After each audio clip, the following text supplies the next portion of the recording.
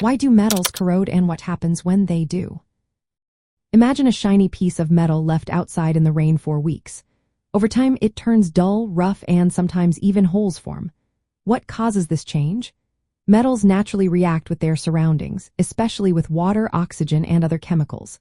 This reaction is called corrosion. Metals want to return to a more stable state, like the minerals found in rocks or ores. To do this, they lose tiny particles called atoms, which become metal ions. This process is called oxidation. When atoms lose electrons, the metal's structure starts to break down. Corrosion is an electrochemical process. It involves four main parts. First, an anode where metal atoms lose electrons. Second, a cathode where a reduction reaction happens, consuming those electrons. Third, a pathway for electrons to travel between the anode and cathode. And fourth, an electrolyte, usually water with salts or acids, which helps ions move around. Tiny differences on the metal surface, like scratches or uneven coatings, can create areas that act as anodes or cathodes. These tiny spots form corrosion cells, which cause localized damage. There are different types of corrosion. Uniform corrosion wears away the entire surface evenly. You might see this as a thin layer of rust on a car. Concentration cell corrosion happens when oxygen or metal ions are unevenly distributed, causing localized attack. For example, in crevices or under paint, oxygen levels are lower, making those spots more prone to corrosion.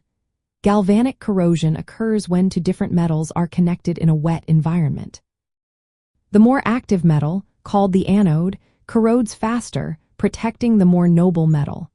This principle is used in sacrificial zinc anodes to protect steel structures. When metals corrode, their strength and integrity weaken. They lose mass, develop cracks or pits, and become more fragile. This can lead to mechanical failures in bridges, pipelines, machinery, and even everyday products. The damage might be hidden beneath the surface, making it hard to see until a break or failure occurs. Understanding how corrosion works helps us prevent it. Using protective coatings like paint or galvanization, choosing compatible metals, and applying cathodic protection are common methods. Controlling environmental factors, like reducing moisture or adding inhibitors, also helps extend the life of metal parts. In essence, metals corrode because they chemically react with their environment to become more stable. This process damages the metal's structure, weakening it and causing failures in many everyday objects. Recognizing these mechanisms allows us to better protect and maintain the metal products we rely on daily.